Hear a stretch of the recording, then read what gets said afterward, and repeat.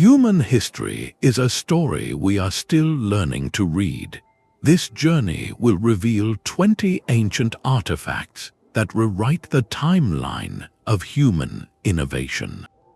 By the end, you will see the past not as a simple line, but as a web of forgotten genius and startling possibility. What if the greatest breakthroughs happened not once, but many times, only to vanish? How could a complex computer exist 2,000 years ago, or a rust-proof pillar stand for over a millennium? We are about to meet silent witnesses from across the globe, objects that defy every expectation of what was possible. They hold clues to lost worlds of knowledge, pushing us to rethink everything from medieval metallurgy to ancient astronomy. What does it mean for our own future if so much brilliance from the past could simply disappear? The storm that claimed that ship also buried a secret for 2,000 years. When divers first brought that lump of corroded bronze and wood to the surface in 1901, no one could have guessed what they held. It was found near the island of Antikythera, and for decades it sat in a museum, a curious but indecipherable relic from an ancient shipwreck. Then, slowly, researchers began to clean it, to peer inside with the help of modern X-ray technology, and the truth emerged. This was not a statue or a simple navigational tool. It was a machine of breathtaking complexity, a clockwork universe in a box. We now call it the Antikythera Mechanism, crafted around 100 years before the Common Era. Think of it as a hand-cranked bronze computer. Its purpose was to model the cosmos. By turning a handle on the side, an operator could advance a series of interlocking gears, which in turn moved delicate pointers across multiple dials on the front and back. These dials displayed the positions of the sun and moon, predicted lunar and solar eclipses, and even tracked the 4-year cycle of the ancient Olympic Games. It was a celestial calendar, an astronomical calculator, and a demonstration of pure philosophical genius, all contained within a case the size of a large book. The real shock, however, lies in the engineering. Inside that compact frame, ancient makers used a concept called differential gearing. This is a system where two gears work together to produce a specific, calculated output, a technology that historians long believed was not invented until the 16th century for use in European clocks. Yet here it was in a device from the Hellenistic world. A historian named Derek J. Dusola Price dedicated much of his career to studying the mechanism, and his work revealed a level of mechanical sophistication that simply should not have existed at that time. It speaks of a workshop tradition, a school of thought where such intricate devices were designed and built. This was not a one-off miracle. It was a product of a culture that understood the universe as a system of moving parts and had the skill to build a model of it. So what does its lonely survival tell us? It forces a profound reconsideration of the technological peak of the ancient Greek world. We often picture their achievements in marble and philosophy, in plays and politics. But the Antikythera Mechanism suggests a parallel path of advanced mechanical knowledge, a lineage of engineering that flourished and then, tragically, was lost. The ship that carried it sank, the libraries that held its blueprints burned, the craftsmen who knew its secrets passed away without passing on their skills. How many other devices like it sailed the Mediterranean or sat in the studies of scholars, only to be melted down for scrap or quietly forgotten? This single artifact, pulled from the seafloor, rewrites a chapter in the history of innovation. It stands as a haunting reminder that progress is not a straight line, but a fragile thread, easily broken, and it begs the question, if this was possible then, what else have we forgotten? That fragile thread of knowledge leads us to a different kind of power, one contained not in intricate gears but in simple clay. In the ruins of a Parthian village near modern Baghdad, archaeologists uncovered a most peculiar object. It was a clay jar about the size of a fist, dating from sometime between 250 years before the Common Era and 250 years after. Inside it, they found a copper cylinder and within that, an iron rod. The jar showed signs of having been sealed with asphalt, a natural insulator. To the modern eye, the assembly is eerily familiar. It looks for all the world like a primitive battery. Scholars named it the Baghdad Battery, and it has ignited a debate that continues to this day. Could this unassuming vessel have generated an electrical current? The chemistry suggests it is possible. If the jar was filled with an acidic liquid, like vinegar or fermented grape juice, a reaction between the iron rod and the copper cylinder would create a flow of electrons, a basic galvanic cell. Experiments with faithful replicas have shown it can produce a small but measurable voltage, around 1 volt, enough for a very subtle tingle. So what was it for? The theories are as fascinating as the object itself. One prominent idea is electroplating, the process of using electricity to coat one metal with a thin layer of another. Perhaps ancient artisans used these cells to deposit a shimmering layer of gold onto silver jewelry or religious objects, a magical transformation achieved not by fire, but by this invisible force.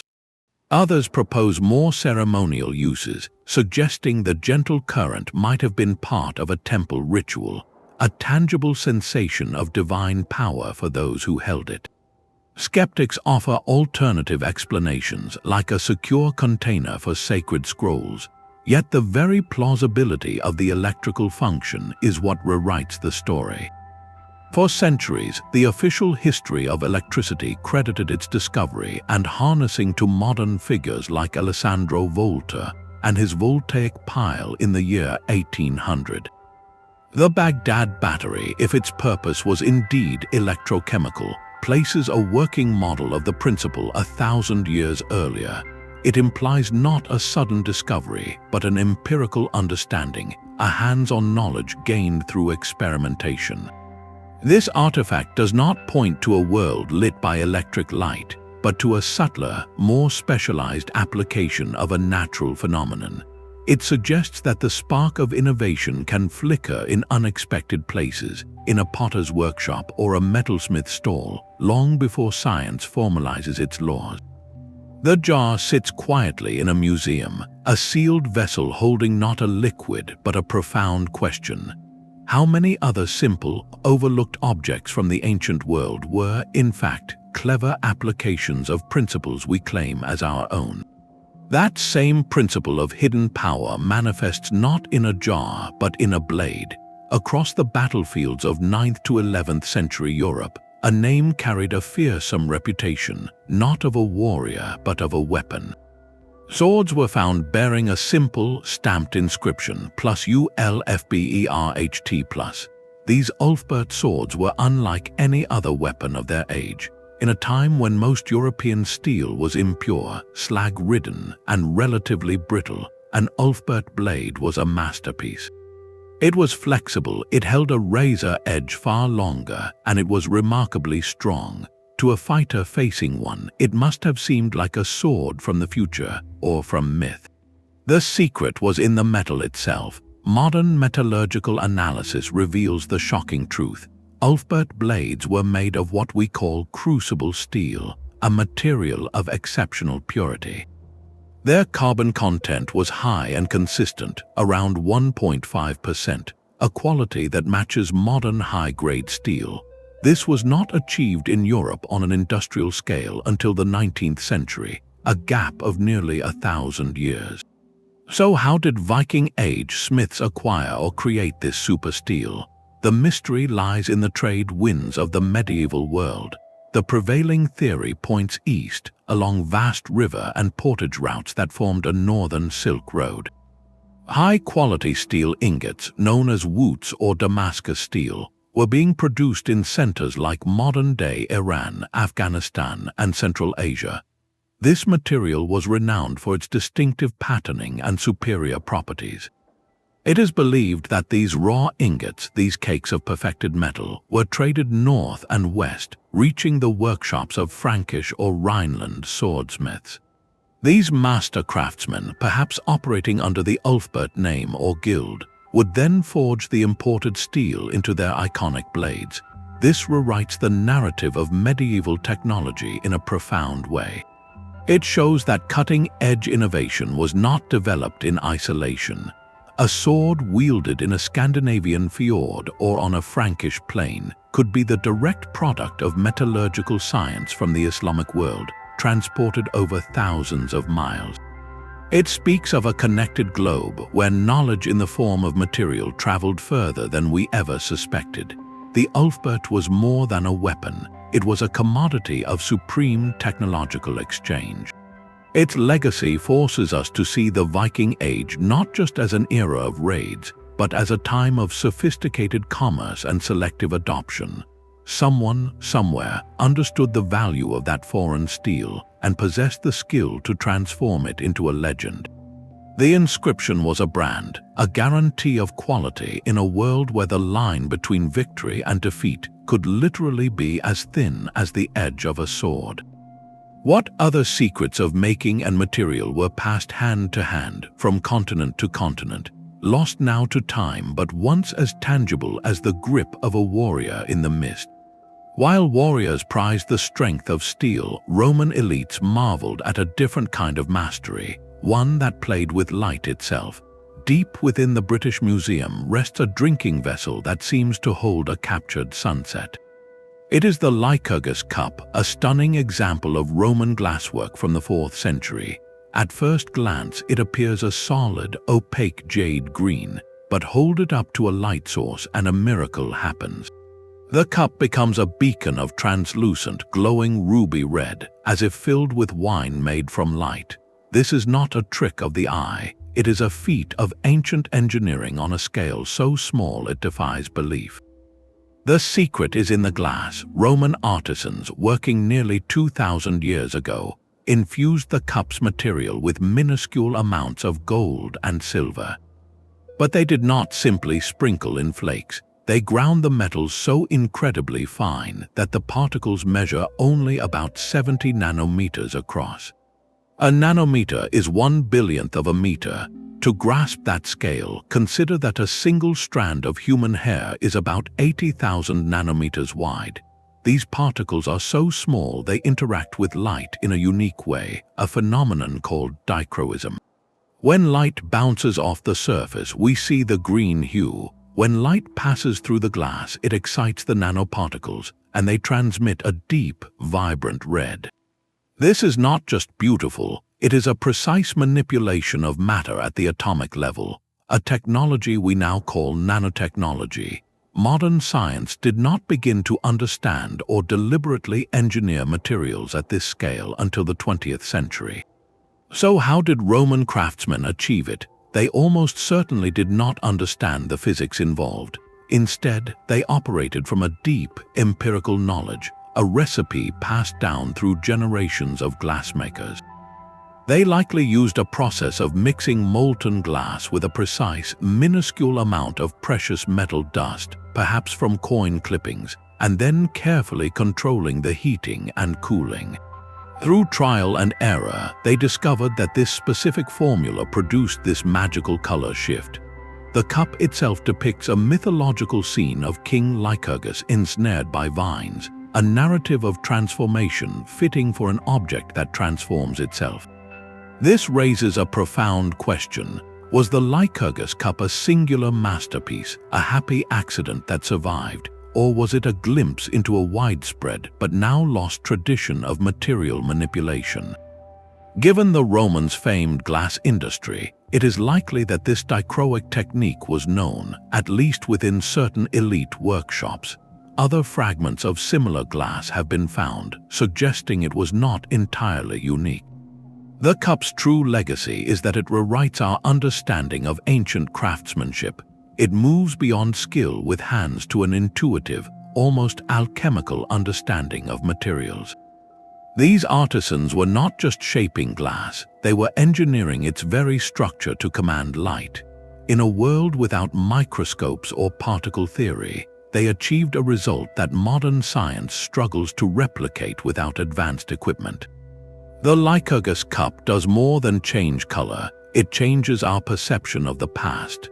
It stands as a radiant testament to the idea that profound innovation can be born from observation, tradition, and a relentless pursuit of beauty, leaving behind a silent, shimmering challenge to our assumptions of what was possible. From the shimmering nanoglass of Rome, we travel to the dusty hills of California, where a different kind of mystery was unearthed.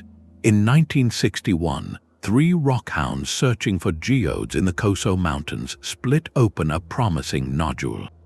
Instead of a hollow crystal cavity, their tools revealed something utterly bizarre.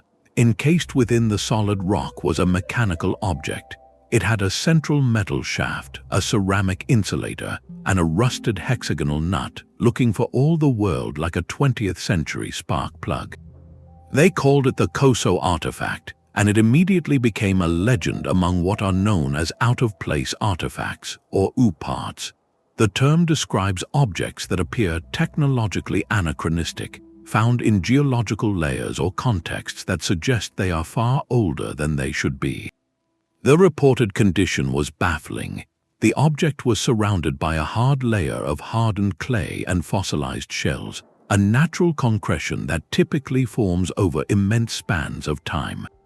Initial analysis by geologists suggested the nodule could be around 500,000 years old. If that dating were accurate, it would mean a piece of early automotive technology was somehow sealed inside a stone that formed long before modern humans even walked the earth.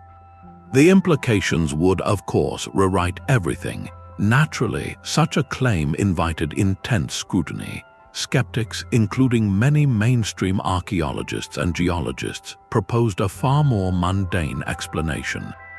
They identified the internal object as almost certainly a 1920s-era champion spark plug, the kind used in early Model T Ford engines. They argued that the concretion process around metal objects can happen surprisingly quickly under the right mineral-rich conditions, especially in a dry lakebed environment. A spark plug lost or discarded decades earlier could, in theory, become encased in a hard, rock-like shell that merely appears ancient. This is the core of the Coso enigma, and it presents a critical lesson for how we investigate the past. The artifact sits at the crossroads of 2 compelling narratives. One is a story of a revolutionary discovery that overturns history. The other is a story of mistaken context and the fascinating, deceptive speed of natural processes. This dichotomy forces us to confront a fundamental question in archaeology. How do we distinguish a genuine, world-altering anomaly from a simple case of a modern object ending up in an old place? The value of the Coso artifact, then, is not necessarily in proving a lost civilization with spark plugs. Its real power is in highlighting the rigorous detective work required in historical science. It reminds us that the initial story, the thrilling headline of a 500,000-year-old machine, is only the beginning of the inquiry. The artifact challenges the very methods we use to date finds and interpret context, pushing researchers to be more careful, more skeptical, and more creative in their explanations. It embodies the tension between our desire for mystery and the discipline of evidence. While most experts lean toward the modern spark plug theory, the artifact's notoriety endures because it taps into a deeper curiosity. What if, just once, an object truly was out of place? What would that mean for our understanding of human, or even pre-human, ingenuity? The Coso artifact, whether a marvel of mistaken identity or a genuine riddle, serves as a permanent cautionary tale. It tells us that the past is often stranger than fiction, but that unraveling its truths requires separating the truly miraculous from the merely misplaced. This pursuit of clarity leads us next to other enigmatic metal objects, ones whose origins are shrouded in even deeper layers of time and speculation. Rising from the courtyard of an ancient complex in Delhi is a column of iron that defies the most relentless force of nature, time itself. The Iron Pillar of Delhi, erected over 1,600 years ago during the reign of the Gupta Empire, stands over 7 meters tall, a single forged piece of wrought iron that has endured centuries of monsoon rains and humid air with almost no corrosion. While modern steel bridges and structures require constant maintenance and repainting to fight rust, this ancient sentinel has silently protected itself. The inscription in Sanskrit speaks of a king and his achievements, but the pillar's true message is written in its very chemistry. For decades, scientists were perplexed. How could such an old iron object show only a thin, stable patina instead of the destructive, flaking rust we expect? The answer was uncovered through meticulous analysis. The ancient ironsmiths, through either brilliant insight or fortunate sourcing, used iron ore with a very specific impurity profile. Their metal had a remarkably high phosphorus content and very low amounts of sulfur and manganese. This unique recipe is the key. When the pillar's surface is exposed to rain, the phosphorus aids in the formation of a thin, even protective film called a passive layer. This layer acts as a shield, preventing oxygen and moisture from penetrating deeper to cause the destructive corrosion we see today. It is a perfect, self-maintaining system engineered into the material itself. This was no accident. It represents a profound, deliberate understanding of ferrous metallurgy and environmental interaction that was lost in later centuries. Later ironworking techniques, which focused on removing phosphorus as an impurity, actually produced metal more vulnerable to rust. So this pillar is not merely a monument, it is a functional artifact of a sustainable technology. Modern industry, in its quest for durability, is only now returning to similar principles, using phosphoric acid treatments to create protective layers on steel. The pillar thus becomes a teacher, its lessons spanning millennia. It challenges our assumption of linear progress, showing us that advanced solutions can emerge, flourish, and then vanish from common knowledge. What does its enduring presence ask of us? It urges us to look more humbly at the past, to consider that other forgotten innovations in water management, architecture, or material science might still be standing right before our eyes, quietly holding secrets we have yet to rediscover.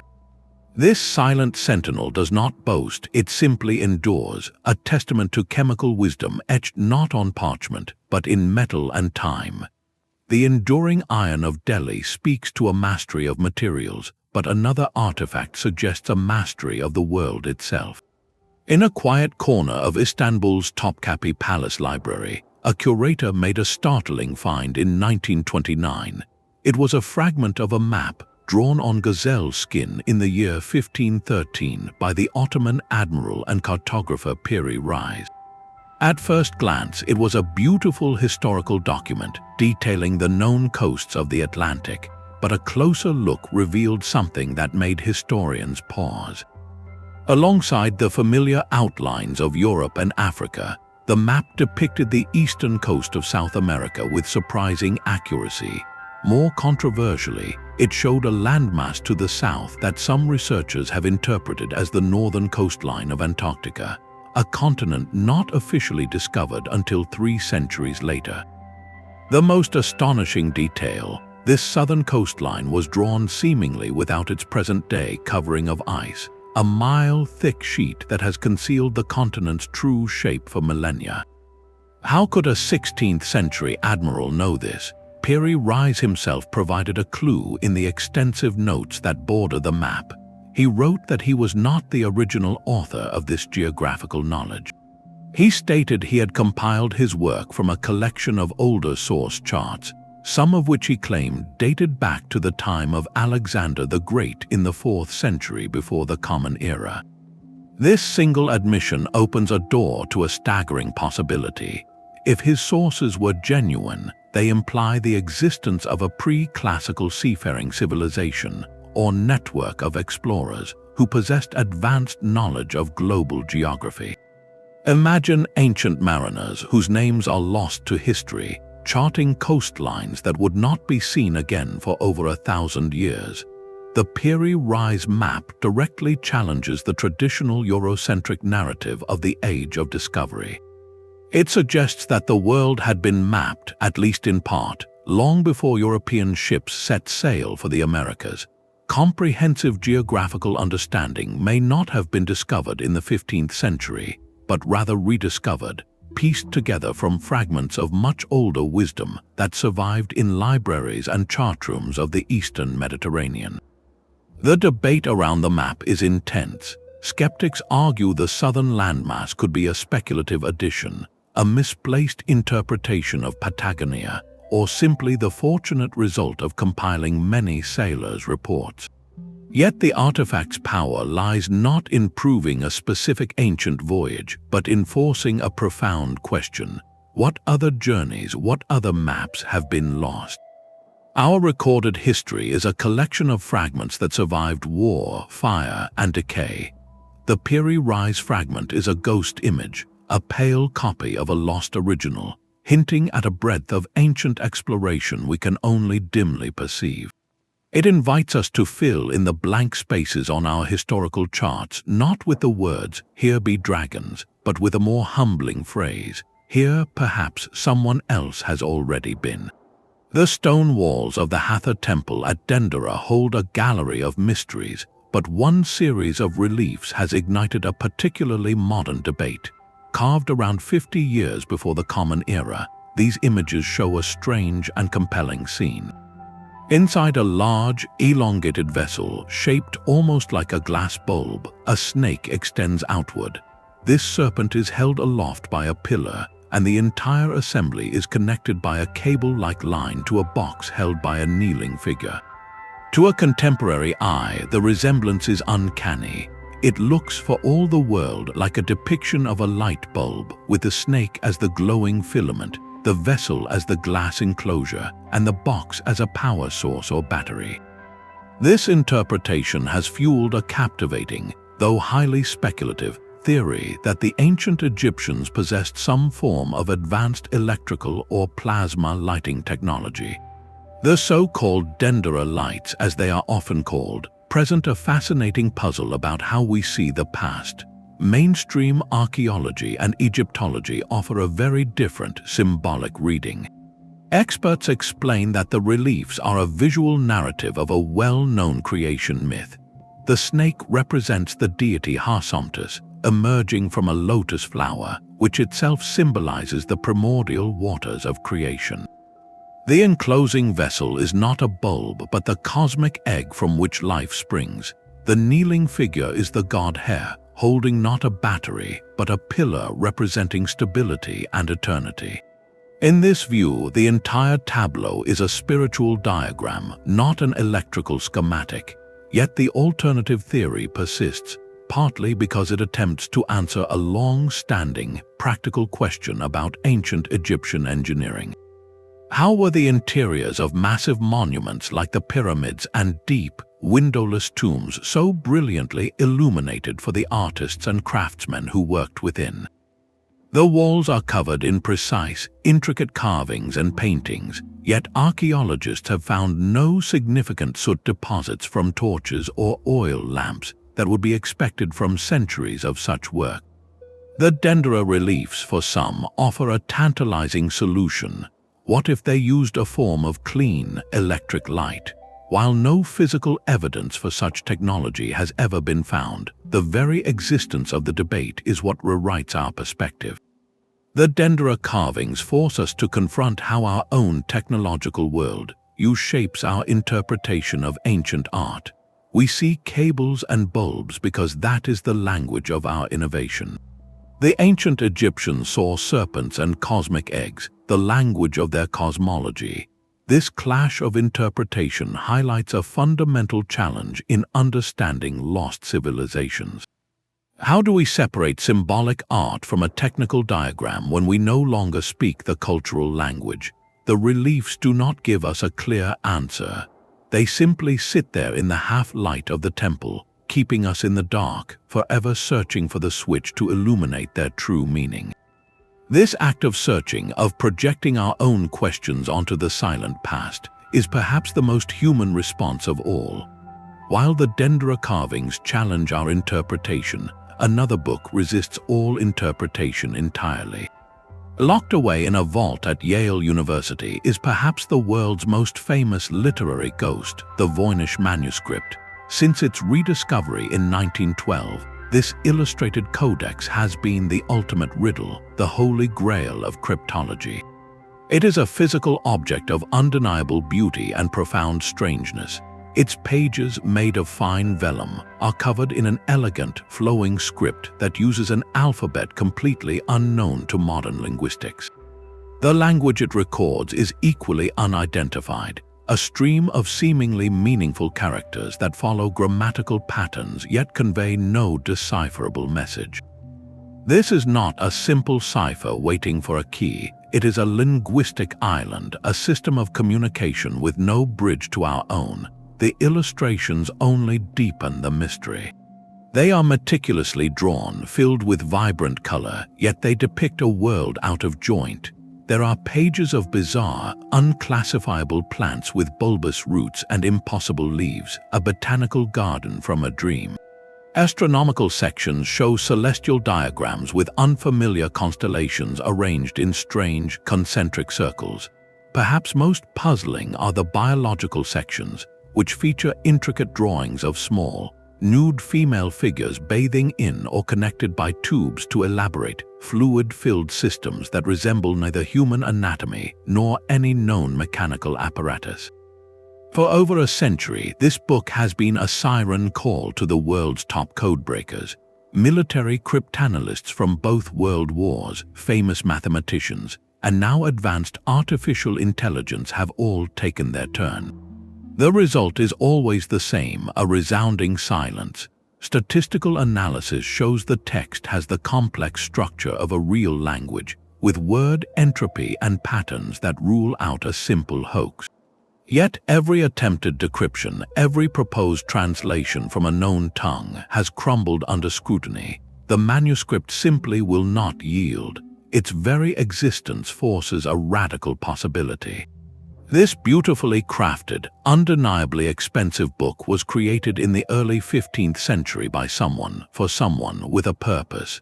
The effort involved in producing such a work, the gathering of vellum, the mixing of pigments, the countless hours of writing and drawing suggests it contained valuable knowledge. Perhaps it was an advanced herbal, documenting plant lore from a lost tradition. It could be an alchemical treatise, encoding processes for transformation in symbolic imagery and text.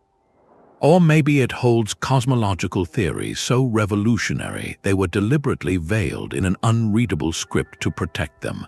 The Voynich Manuscript stands as a stark, humbling monument to the limits of our understanding. It proves that the medieval mind was capable of constructing entire systems of knowledge, complete and coherent to its creators, that our modern intellectual frameworks cannot yet pass. We have the book in our hands, we can scan every pixel, but its meaning floats just beyond our grasp. It is a fortress of secrets, its walls built not of stone but of ink and intent. So we are left with its silent, beautiful pages, a permanent question mark in the history of ideas. What revolutionary thoughts, what forgotten sciences might be locked within its puzzling script, waiting for the day we finally learn how to ask the right question? The Voynich Manuscript's secrets are locked in language, but another artifact whispers its mystery through shape alone. In 1898, within a burial at Saqqara, Egypt, archaeologists uncovered a small, elegant object carved from sycamore wood. It was catalogued simply as a bird figurine, dated to around 200 years before the Common Era, and stored away for decades. It drew little attention, just another charming relic among thousands. But in the 1970s, an Egyptian doctor and amateur archaeologist named Khalil Messiha took a closer look. What he saw made him pause. The figurine, now called the Saqqara Bird, did not look quite right. While it had the head and general body of a bird, its tail was utterly unique. Instead of a horizontal, feather-like fan, the tail rose vertically like a fin. Its wings were smooth, streamlined, and perfectly level. To Messiha, trained in anatomy and with a keen interest in aerodynamics, the proportions seemed less like those of a living creature and more like those of a modern aircraft. He proposed a radical idea. This was not a toy or a ritual object. It was a scale model of a monoplane, a glider. The evidence he pointed to was in the design. The wings are aerodynamically shaped with a slight curve or airfoil that generates lift. The fuselage or body is weighted and balanced. That vertical tail, he argued, functions exactly like the rudder on an airplane, providing directional stability. Mainstream archaeology remains deeply skeptical. Most experts see it as a stylized representation of a falcon, a bird sacred to the god Horus, perhaps a ceremonial piece or a child's plaything. The absence of a horizontal stabilizer, the small wing at the tail of modern planes, is a major point of contention.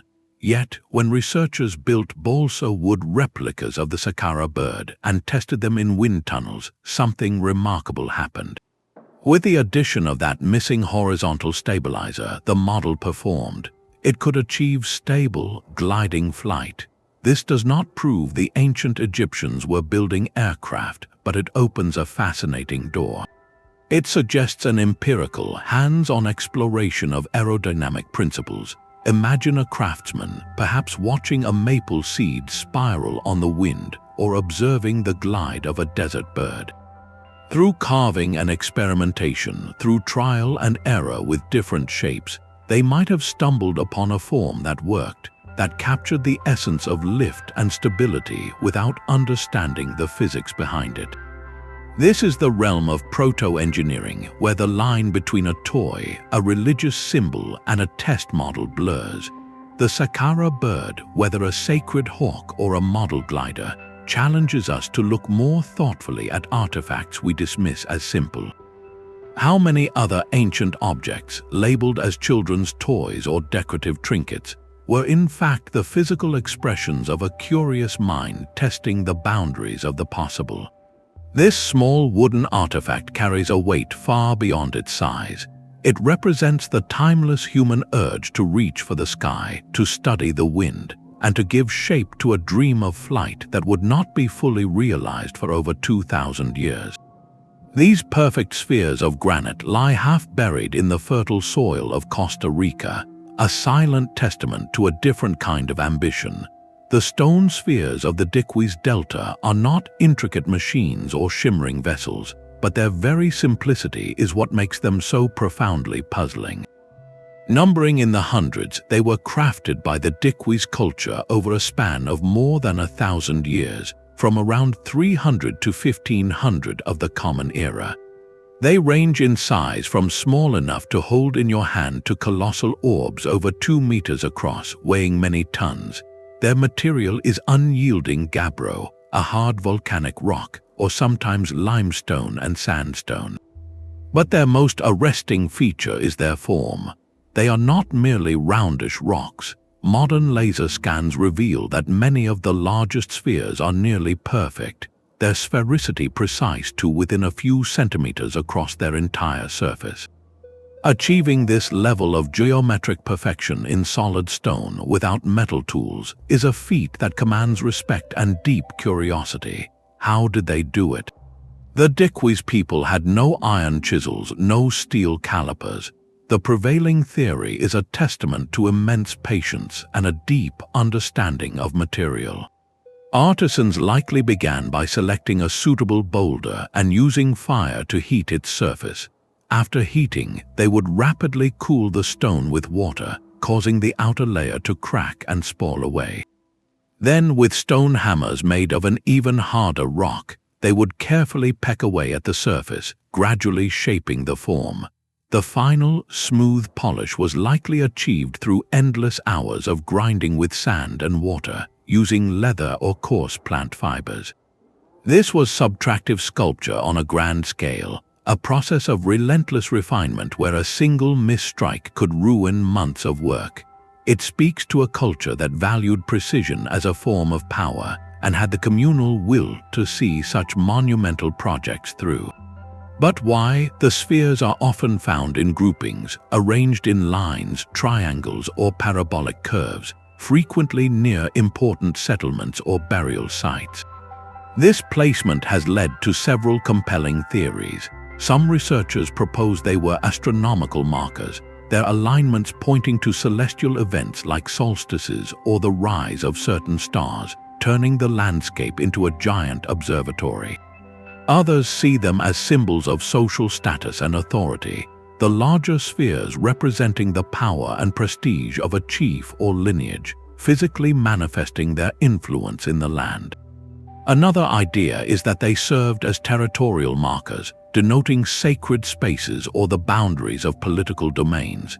Their perfect, imposing form would have conveyed a clear message of permanence and control to any visitor. Ultimately, their true purpose may be a blend of all these ideas, rooted in a worldview we can no longer fully access. What they undeniably represent, however, is a rewriting of technological capability. These spheres challenge the persistent notion that such precise, monumental stonework requires metal tools. The Dikwis culture mastered lithic technology, the science of stone, to an extraordinary degree. They understood geometry, mass, and balance intuitively. They possessed the social organization to plan, extract, transport, and finish these massive objects. The spheres are not crude monuments. They are refined expressions of a complex society that used the materials at hand to explore ideas of cosmos, community, and power. Their silent, spherical presence asks us to reconsider what innovation looks like. It is not always about a new material or a complex mechanism. Sometimes it is about perfecting an ancient craft to its absolute limit, using nothing but stone, fire, water, and human ingenuity to leave a permanent, perfect mark upon the world. While the Dikwis culture perfected stone, another civilization mastered a far more volatile element. The sea was the lifeblood of the Byzantine Empire, and to protect it they forged a weapon from nightmares. Imagine a fleet of enemy ships closing in on the great walls of Constantinople. Suddenly, from the Byzantine dromons, a terrifying stream of liquid fire arches across the water. It clings to the wooden hulls and sails, burning with a ferocious intensity even on the waves. Water cannot quench it, sand seems to fuel it. This was no legend, it was Greek fire, the supreme naval weapon of the medieval world. First deployed effectively in the 7th century, its psychological impact was as devastating as its physical destruction. For centuries, it was the guarded secret that secured Byzantine naval dominance, turning the tide in countless battles and saving the capital from repeated, desperate sieges. The exact formula, however, was a state secret of the highest order. Emperors decreed that its knowledge be confined to a very few, often within a single family.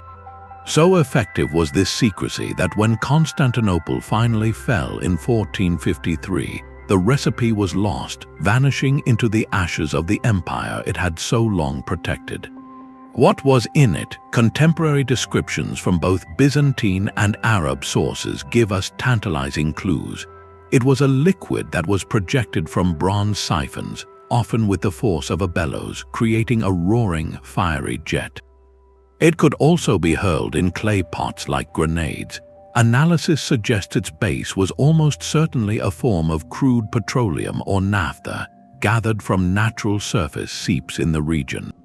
But the true genius, the component that made it unstoppable, was likely a chemical additive. Historians and chemists have theorized it might have included quicklime, which ignites on contact with water, or saltpeter, an early form of potassium nitrate that could have created a self-oxidizing flame. Some even suggest a form of pressurized delivery system that mixed components at the moment of firing. This was not simple oil on fire. It represents a highly advanced, deliberately engineered chemical weapon, a product of a sophisticated military research program within the medieval world.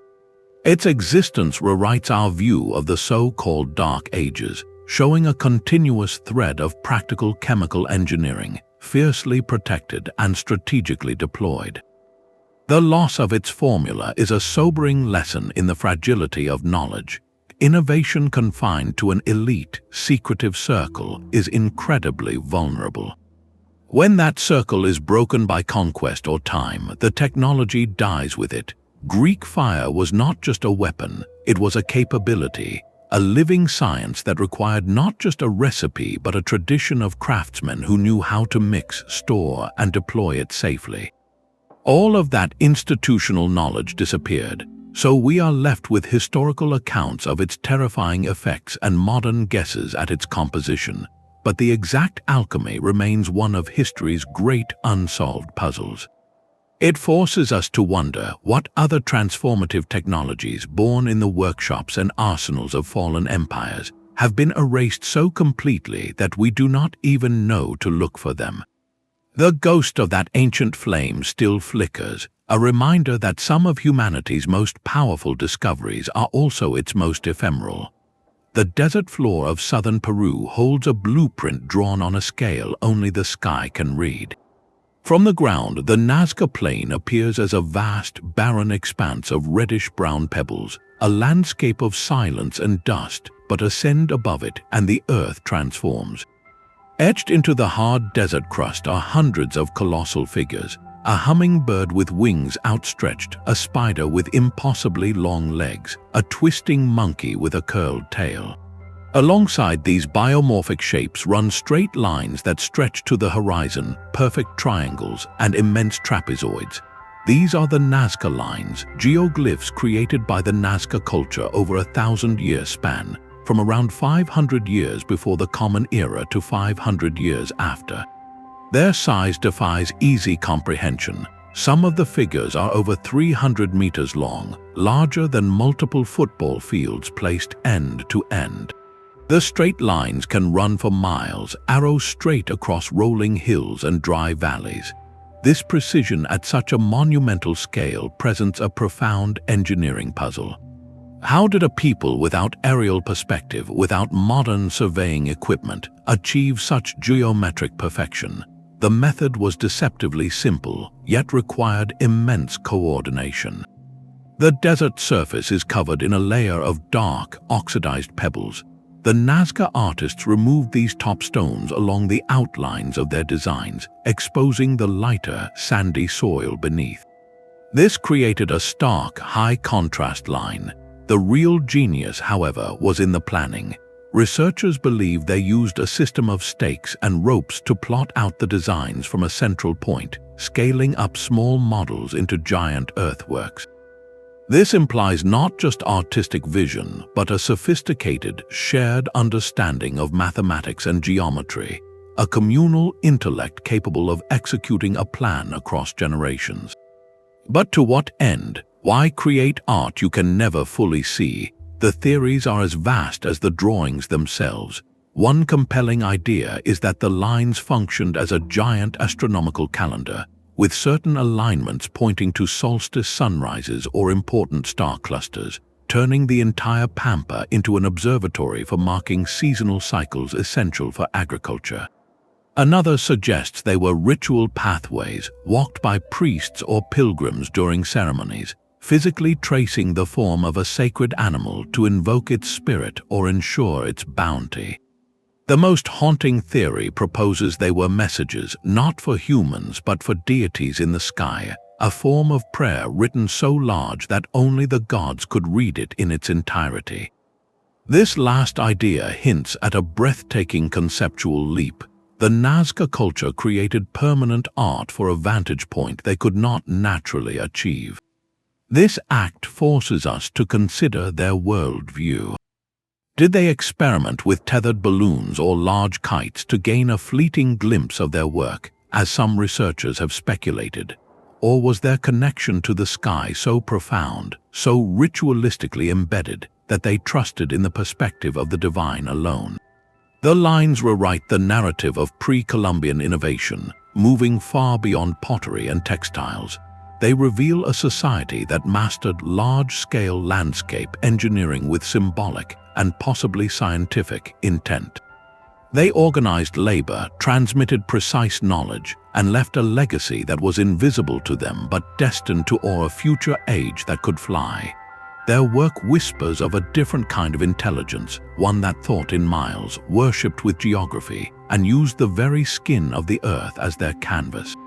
What other grand designs, invisible from the ground, might still lie hidden in plain sight around the world, waiting for us to change our point of view? Buried within the ashes of a destroyed palace on the island of Crete lies a small, round whisper of a forgotten language. The Phaistos Disc is a simple object of baked clay, roughly the size of a standard dinner plate. But its surface tells a story of staggering complexity. Unearthed in 1908, it dates back to the Minoan civilization of the second millennium before the Common Era. On both of its faces, a continuous spiral of symbols is pressed into the soft clay before firing. There are 241 individual impressions in total, made up of 45 distinct signs. We see human heads, birds, fish, flowers, shields, and tools, each one a tiny, perfect stamp. This is the true revolution. The symbols were not carved by hand onto this specific disc. They were created with individual seals like little punches, and then stamped onto the clay in a specific order. This is, without question, a form of movable type printing. And it was done over 3,000 years before Johannes Gutenberg assembled his famous press in 15th century Europe. That fact alone shatters a smooth historical narrative. The idea of reproducible text did not have a single point of origin. It emerged fully formed in the brilliant, vibrant culture of Bronze Age Crete, only to vanish just as completely. The content of the message is a mystery that has resisted over a century of effort.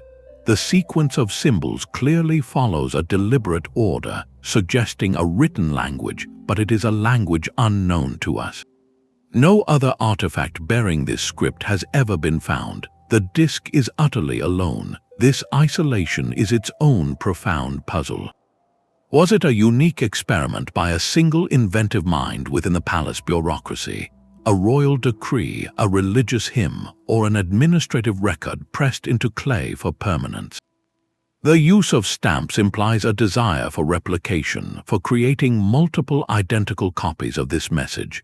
Yet we have found no other copies, no other examples of these stamp seals, no further evidence that this technology was ever used again. It is as if a window opened for a moment onto a different path for human communication, and then slammed shut forever. This forces us to reconsider the nature of innovation in the ancient world. We often think of technological progress as a cumulative process where an idea is born, improved upon, and spread. The Phaistos Disc presents an alternative model, that of the isolated flash of genius. It shows that a civilization can conceive of a revolutionary technique, develop it to a functional level, and then, for reasons we may never know, simply let it go. Perhaps the materials were too fragile, the need too specific, or the social structures that supported it collapsed with the palace where it was found. The disc spins a silent tale of a road not taken. It asks us to wonder what other fleeting experiments from the deep past have left no trace at all. How many brilliant ideas, from advanced pottery glazes to novel forms of mechanics, were born in a single workshop, used for a generation, and then lost to time when that workshop fell silent? This small clay circle is more than an undeciphered message. It is a monument to the fragility of invention, a single stamped footprint on the shore of history, left by a tide that never came in again. A single coin can hold the weight of an ocean. In 1957, at a site known as the Goddard Dig on the coast of Maine, archaeologists sifting through layers of a Native American settlement uncovered something that did not belong. It was a small silver coin worn smooth by time. When experts identified it, the quiet coastal site suddenly became a focal point of a centuries-old historical debate. This was a Norse penny minted during the reign of King Olaf Kyrre of Norway between 1065 and 1080 of the Common Era. Its journey from a Scandinavian mint to a shell midden in North America poses a riddle that has never been fully solved. The coin's authenticity is not in question, nor is its origin. It is indisputably a product of the Viking world. The mystery is how it traveled over 3,000 miles. The established, verified Norse presence in the Americas is at El Ants Aux Meadows in Newfoundland, a settlement dated to around the year 1000. This site, however, is far to the north of Maine. The Maine Penny's location suggests a different story, one of exploration or contact that pushed much farther down the eastern seaboard. Could a Norse nar, a trading vessel, have sailed past the Gulf of St. Lawrence, following the coast south? Could a Norse explorer have bartered this coin with a member of the indigenous Micmac or Penobscot peoples, setting it on a long journey through intricate, pre-existing native trade networks that crisscrossed the continent? This second possibility is just as compelling. The coin may never have been directly dropped by a Viking hand. Instead, it could have been a curiosity, a piece of exotic material that moved from tribe to tribe over decades or even centuries, passed along until it finally came to rest in Maine. This does not diminish its significance, it merely changes the nature of the connection it represents. Whether it arrived through direct contact or extended trade, the coin is a tangible link between two worlds that history textbooks long insisted were separate. It chips away at the old Columbus first paradigm, adding a layer of deep complexity to the narrative of medieval global connection. The Viking Age was not an isolated Scandinavian phenomenon, it was a period of astonishing reach. Norse traders navigated rivers deep into Russia. Their merchants reached the markets of Constantinople and Baghdad. It is not, then, so difficult to imagine a few daring captains pushing beyond the edge of their known maps, drawn by rumors of new lands. The Maine Penny is not proof of a settlement, but it is powerful evidence of possibility. It is a metallic whisper of distant voyages, a signal that the medieval world was far more interconnected, and its explorers far more curious than we once believed. It asks us to look at other solitary, anomalous finds with new eyes. How many other stray artifacts, sitting quietly in museum drawers labeled unidentified or out of place, are waiting to tell us a story of fleeting meetings, of glances exchanged across a cultural divide, of a world where the oceans were not barriers but highways for the bold? A piece of linen cloth, folded and kept for centuries, carries the faintest impression of a human form. The Shroud of Turin is one of the most intensely studied artifacts in the world, a simple textile that has become a nexus of faith, history, and science. To many, it is a sacred relic believed to be the burial cloth of a significant historical figure. To researchers, it is a profound and stubborn puzzle. In 1988, radiocarbon dating performed by 3 independent laboratories yielded a startling result for many. The flax used to weave the linen originated between 1260 and 1390 of the Common Era, squarely within the medieval period. This finding seemed to settle the debate, labeling the shroud a medieval creation. Yet the story did not end there. The controversy only deepened because the science of dating could not explain the science of the image itself. The faint, straw-colored imprint on the cloth is not a painting in any conventional sense. There is no pigment, no brushstroke, no outline.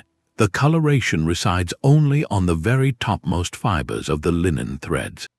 More astonishingly, the image possesses encoded 3-dimensional information. When researchers used a device called a VP8 image analyzer, developed for NASA to map planetary surfaces, they found that the variations in the image's intensity directly correlate to the distance a cloth would have been from a 3-dimensional body. It behaves, in essence, like a perfect photographic negative from an age long before photography. No known medieval artistic technique, from painting to rubbing to simple contact, can reproduce these specific optical and dimensional properties. This has led to a fascinating scientific frontier. Some researchers have proposed extraordinary mechanisms for the image formation. One hypothesis suggests a brief, intense burst of radiation, perhaps a form of directional energy emanating from the body and interacting with the cloth cellulose. Another explores complex chemical reactions between vapors from a body and the linen fibers over time. These are not claims of the supernatural, but attempts to grapple with a physical phenomenon that our current understanding of medieval technology cannot easily account for. The shroud, therefore, forces a unique dialogue. It sits at the intersection of material evidence and cultural meaning. It challenges art historians to explain a technique that appears to have no precedent or successor. It pushes materials scientists to consider reactions and processes they might otherwise overlook. And for the broader public, it embodies a deeper question about the limits of explanation. Can any analytical tool ever fully decipher an object that carries such immense cultural and spiritual weight?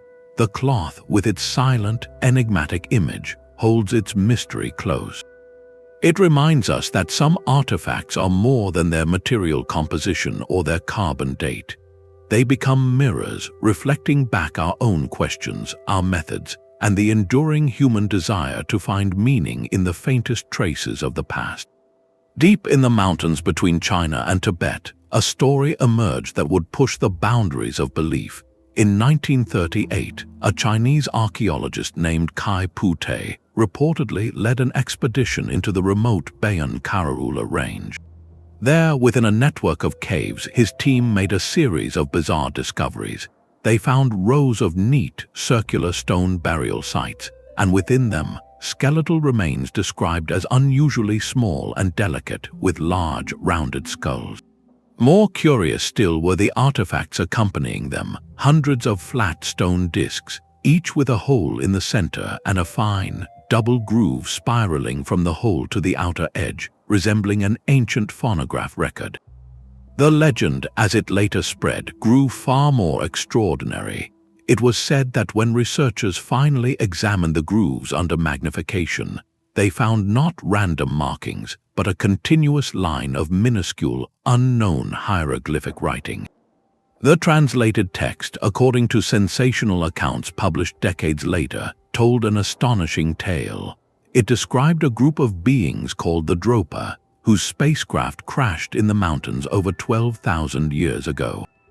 Stranded and unable to repair their vessel, these visitors from the stars allegedly integrated with the local human tribes, their story preserved for millennia on these stone records.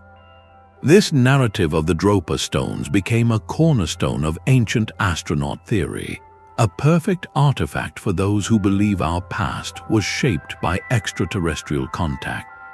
The problem, from a scientific standpoint, is that the evidence for this entire chain of events has utterly evaporated. No reputable institution holds these discs. The original archaeological reports have never been verified or published in any scholarly journal. The skeletal remains, said to be alien, were never studied by mainstream physical anthropologists. Most experts in Chinese archaeology identify the objects, based on the scant descriptions and drawings, as likely being Neolithic by discs, ceremonial jade or stone artifacts with a central hole that are well-documented finds from the region. The spiraling grooves could be nothing more than the concentric circles commonly carved onto such discs, misinterpreted and magnified into writing. The entire Dropa saga is widely considered a modern hoax, a layered story fabricated from misidentified objects and fueled by a mid-20th century fascination with flying saucers. Yet, the stubborn persistence of the legend is what makes it a fascinating cultural artifact in its own right. The Dropa Stones represent the ultimate leap in artifact interpretation, where the gap between what we find and what we wish to find becomes a chasm filled with starships and ancient aliens. It speaks to a powerful human impulse. When faced with a truly enigmatic object from the past, some minds will not settle for a mundane, if unknown, human explanation. The desire to rewrite history can be so strong that it seeks not just to move a timeline, but to fundamentally change the actors, introducing non-human intelligence as the catalyst for our development. This is more than a curiosity, it is a reflection of our own times. In an age of rapid technological advancement and cosmic exploration, we project our hopes and anxieties onto the silent relics of antiquity. The Dropa story, true or not, forces a critical question about historical inquiry itself. How do we responsibly navigate the line between open-minded wonder and rigorous skepticism? It reminds us that history is not just shaped by the artifacts we dig from the ground, but equally by the compelling, often beautiful, stories we choose to weave around them. In the end, the stones may be little more than carved rock, but the legend they inspired is a permanent part of our modern mythology, a testament to the enduring human need to look at the past and see not just ourselves, but the possibility of something utterly other. That same question of context and interpretation is hammered home by an object with a deceptively simple name. In 1936, near the town of London, Texas, a couple walking along a creek bed made a startling discovery. Protruding from a broken lump of Cretaceous limestone was a hammer. Not a rusted modern tool lying on the ground, but a hammer with a wooden handle and an iron head seemingly encased within the stone itself. The rock layer from which the nodule came was dated by geologists to be over 100 million years old. This was the birth of the London hammer legend, an artifact that appears at first glance to be an impossible anachronism. How could a clearly human-made tool, with its recognizable form and materials, be locked inside stone that formed during the age of dinosaurs, long before humans are supposed to have existed? For those who challenge mainstream historical timelines, the hammer became a powerful symbol. It was cited as potential evidence for a lost cycle of civilization, a forgotten epoch where beings with technology walked the earth, only to be wiped clean by some global cataclysm. Others used it to question the very reliability of geological dating methods, suggesting that if the rock's age was wrong about this, what else might be incorrect? The artifact seemed to be a physical challenge to the entire structure of established science. Geologists, however, looked at the same object and saw a very different story. Their explanation moves away from timelines and toward the fascinating, deceptive processes of the natural world. The hammer was not found in a solid, undisturbed bedrock layer from the Cretaceous period. It was found inside a concretion, a hard, rounded nodule that forms when mineral cement precipitates and binds sediment around a central object. These concretions can form with surprising speed, especially in environments rich in dissolved minerals, like the ancient creek bed where it was discovered. A 19th-century miner or settler could have lost a perfectly ordinary hammer. Over the decades, mineral-laden water percolating through the gravel and sand would have deposited layers of calcite and other compounds around the tool, eventually creating a hard, stone-like shell that mimicked the appearance of much older rock. The wooden handle, preserved by the mineral environment, added to the illusion of great antiquity. This is not a dismissal of the find, but a recontextualization of it. The London hammer controversy is less about the object itself and more about the frameworks we use to understand it. It underscores the perpetual tension between the thrilling possibility of rewriting history and the disciplined, often less glamorous, work of scientific explanation. The hammer tests our willingness to follow evidence, even when it leads to a conclusion that is mundane rather than miraculous. It challenges archaeologists and geologists to communicate their methods clearly, to show how context, the exact soil layer, the type of rock, the chemical signatures is everything. A tool out of place is a mystery, but a tool in its proper context is simply a clue. This ongoing dialogue between discovery and interpretation is what keeps history alive. It forces us to refine our techniques, to be humble in the face of what we do not know, yet rigorous in verifying what we claim to understand.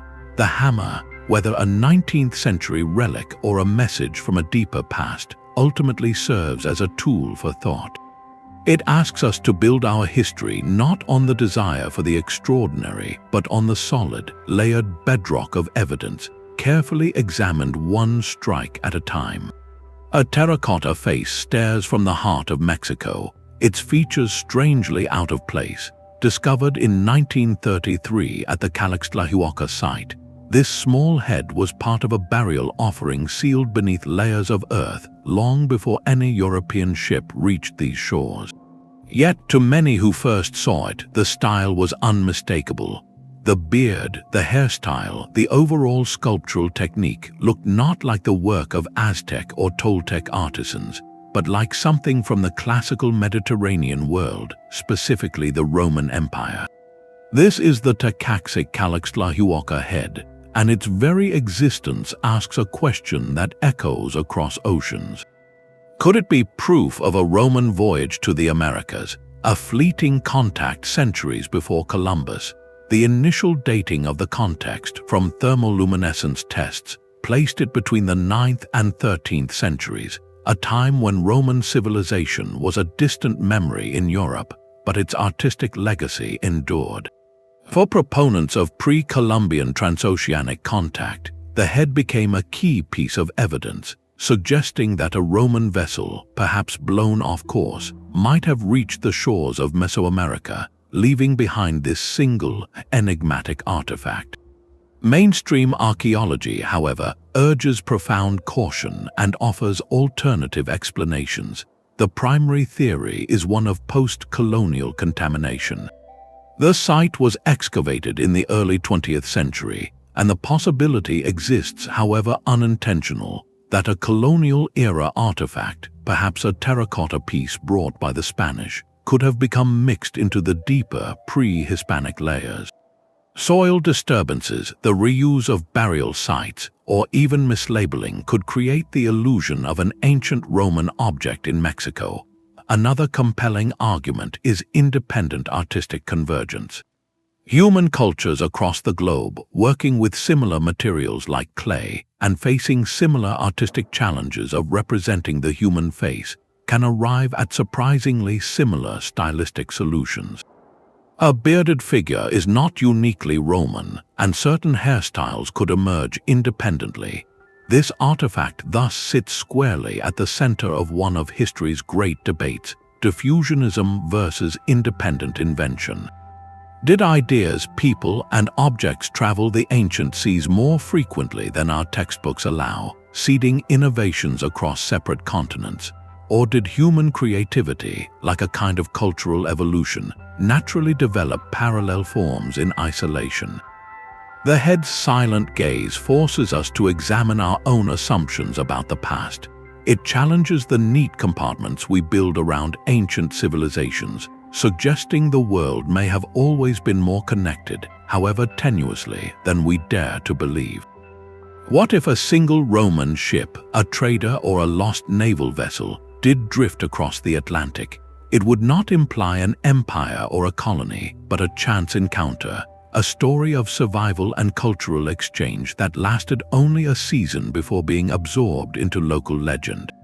The artifact carries the weight of that possibility. To dismiss it too quickly is to close a door on a potentially revolutionary narrative. To accept it without rigorous proof is to abandon the careful methodology that protects history from fantasy. So we are left with this small, unassuming terracotta head. It does not offer easy answers, only a profound question etched in clay. It asks us to hold two ideas in balance: a rigorous skepticism about evidence and a boundless curiosity about the capacity of ancient people to reach beyond their horizons.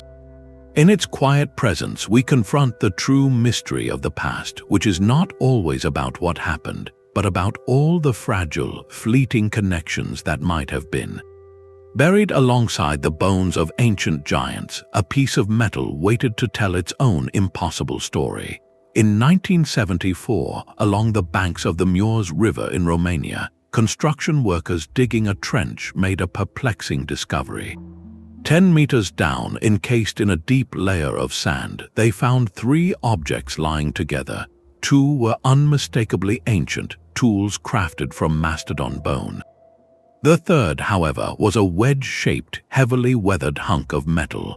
It was sent for analysis, and the results sent shockwaves through the small community of researchers interested in anomalous finds. The object, now known as the Aiud Artifact, was composed of an alloy primarily made of aluminum. This simple fact is the heart of the enigma. For most of human history, aluminum was a ghost metal.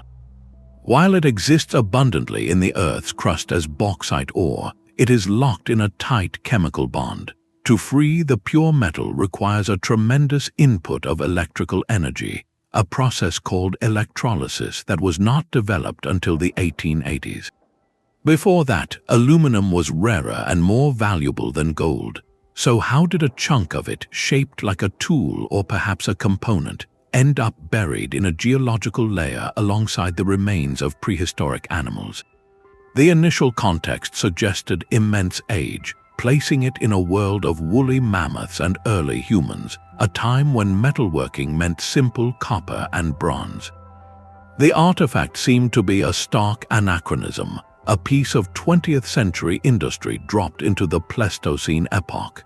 The immediate and most widely accepted explanation from mainstream science is one of modern contamination.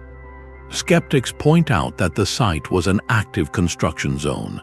The object's shape is reminiscent of a tooth from a modern excavator bucket or a piece of heavy mining equipment. Could a fragment from a contemporary machine have simply fallen into the pit, becoming mixed with the older bones and sand during the digging process?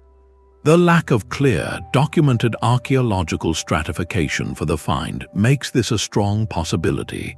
Provenance, the detailed record of an object's discovery and context, is everything in archaeology. Without it, an artifact becomes a loose puzzle piece that could fit into many different pictures. Yet, the mystery persists precisely because of that reported context, the image of it lying next to those mastodon remains. This pushes us into a fascinating space of speculation. Could there have been an unknown, non-electrolytic method for producing aluminum alloys in the distant past?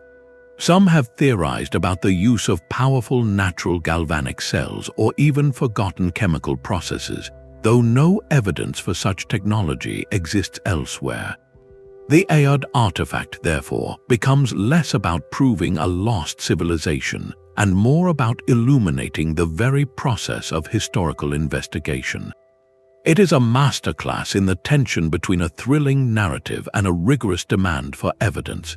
The human mind is drawn to the outlier, the object that seems to break all the rules. It promises a rewrite of history, a secret chapter of advanced knowledge, but responsible science must ask harder questions. It must consider the mundane before the miraculous, contamination before revelation. This metal wedge is a cautionary tale about the seductive power of anachronisms. It asks us how we navigate the space between open-minded wonder and disciplined skepticism. Do we dismiss such finds too quickly, protecting our established timelines from disruption? Or do we risk embracing stories that feel exciting but lack the foundational proof to support them? The artifact offers no easy answers, only the weight of its own ambiguity. It rests now as a physical question mark, a lump of metal that challenges not our past but our methods for understanding it. In the end, the true lesson of Aiud may not be about ancient aluminum, but about humility. It reminds us that the past is a landscape often obscured by layers of time and interpretation, and that the most revolutionary discovery is sometimes the one that teaches us to look more carefully at everything we think we already know.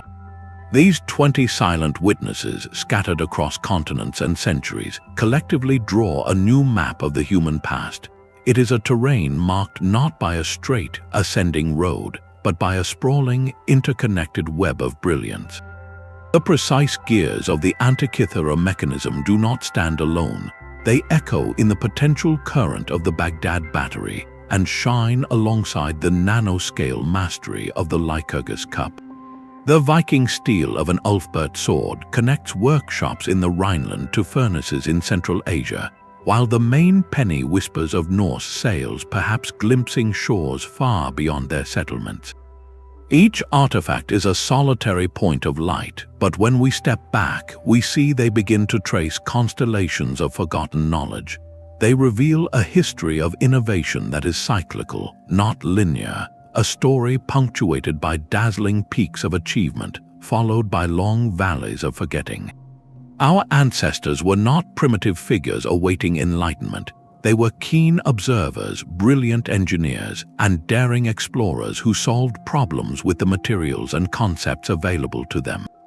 They manipulated metal at the molecular level, charted continents, calculated the cosmos with clockwork, and carved perfect spheres from solid rock, all without the textbooks or tools we consider essential.